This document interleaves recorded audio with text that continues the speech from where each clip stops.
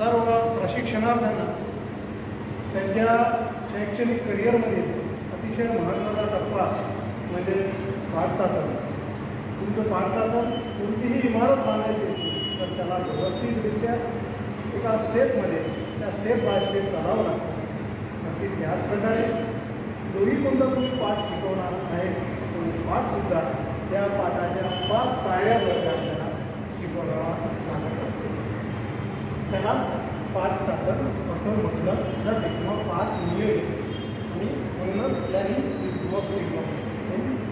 Any field, कोणतीही field असो त्यामध्ये आपल्याला नियोजन अतिशय महत्त्वाचं असतं. आता B.Ed असो B.Ed असो प्रशिक्षणार्थांना आपला पाठ शिकवायच्या त्याचा एका अशा मुद्द्यांच्या स्वरूपामध्ये आपल्याला त्याचा लिहावं लागतं, त्याचा सराव करावा लागतो, विद्यार्थ्यांसमोर शिकवावं लागतं. त्यालाच आपण पाठ नियोजन म्हटलं.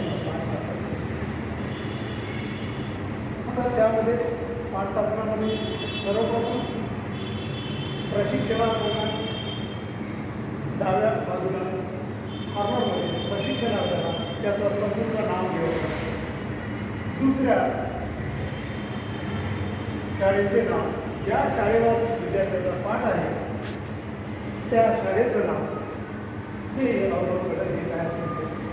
त्यानंतर पाठटाचनामध्ये पाठामध्ये तुम्ही कोणत्या प्रकारचं साहित्य वापरणार आहे, ज्यामध्ये खडू, डस्टर, गुलाबी कलर, चित्र आणि इतरही तुम्ही इलेक्ट्रॉनिक माध्यमे यांचा वापर करू शकता. तर त्यानंतर दुसऱ्या साईडमध्ये जर आपल्याला लिहायचं तर ते म्हणजे विद्यार्थ्यांचा वर्ग, कोणता वर्ग आहे, तुकडी म्हणजे तो अ आहे, ब आहे, क आहे, किती आहे, कोणत्या प्रकारचा तुकडी, तुमच्या तासिकेला असलेला निर्धारित वेळ, त्यानंतर ती तासिका किती आहे म्हणजे पहिली, दुसरी, तिसरी, चौथी, आठवी, त्यानंतर ज्या तारखेला आहे त्या तारखेच्या मला लिहावं लागतं.